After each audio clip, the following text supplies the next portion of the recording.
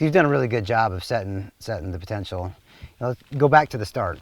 You run a pretty robust starter program, right? Yeah, the in-furrow program has shown to make a huge difference for us. Your products, we have a proprietary fast start product we're putting in there, along with the upward product that you guys manufacture that really gets the corn up and going and, right from the get-go. So, now it's just, let's make the next step, and sounds like, along with that fungicide, we can throw in some things that are really going to help. Yep.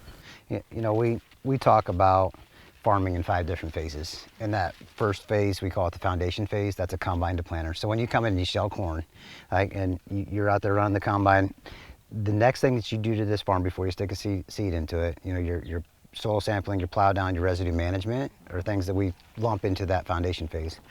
And then after that, we get into that, what I call the establishment phase, getting that crop up and getting it going. And understanding that there's 2 root systems on this corn plant, which a lot of people don't know. But that first root system that comes out of the seed that's got that radical, it's called the seminal root system. This plant lives on the nutrients and energy held in that seed, plus what it gets out of that seminal root system, all the way through V5. And V stage is like my shirt collar. For those of you that are watching that aren't familiar with how to grow stage corn, it's like my shirt collar. Forms a ring around the back of the leaf and then forms a V in the front. And when it gets to V5, all the way through V5, it lives off the nutrients and energy in that seed and that little small seedling set while it's developing that primary root system, that root ball, as we have today, right? And once the growing point comes out of the ground at V6, it switches root systems and then it takes off from there. But your starter program is so important to be able to do this. Something that's key that a lot of people don't understand is this plant determines its yield potential between V3 and V5. And that's when the number of kernels around are set, and it's always even. They're always in pairs. If you ever find one that's an odd number, I want you to send it to me because it's worth about $1 million, and I'd love to have it.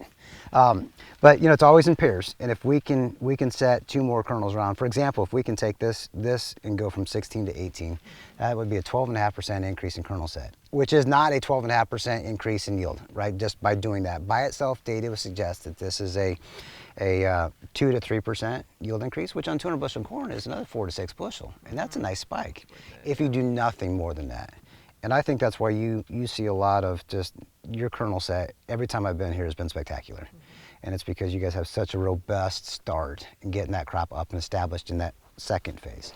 After that is the architecture phase. And that's, the industry calls it a vegetative stage. We call it an architecture stage because we want to talk about plant structures.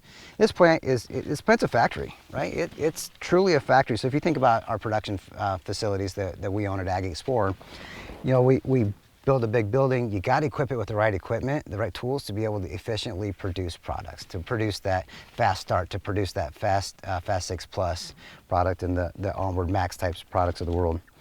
And we want to do the same thing for this factory. Give it the right equipment to be able to help it function, to continue building up its fuel tank and its solar panel to accept the sunlight and build those sugars and those nutrients. So late season, when I get to this phase, which we're now in the reproduction phase of this pollination and making sure we retain as many kernels and pollinate as many kernels as we can, that's where like the onward max comes into play, of making sure we protect everything we've done during the foundation, during the establishment, during the architecture phases, and help it on this phase now.